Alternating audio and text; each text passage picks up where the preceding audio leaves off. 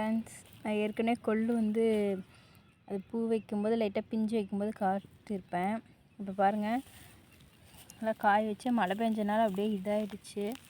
இப்போ பார்த்திங்கன்னா இதான் கொள்ளுக்காய் தெரியுது பார்த்திங்களா? இதை ஓப்பன் பண்ணால் பாருங்கள்,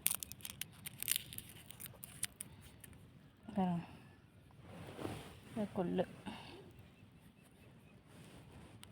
தெரியுதா உங்களுக்கு? இது மாதிரி பாருங்கள், எல்லாம் மழை பெஞ்சனால இப்படி ஒரு மாதிரி கரையன்னு போயிடுச்சு. நீங்கள் பாருங்கள், கரையன்னு போயிடுச்சு. இந்த மாதிரி கொள்ளு இப்படி தாங்க இருக்கும் கொள்ளு. இதெல்லாம் நல்லா மழையில் நனையறதுக்கு முன்னாடியே பிடுங்கி அடித்து தூற்றி அதுலேருந்து தான் கொள்ளு வருது நமக்கு.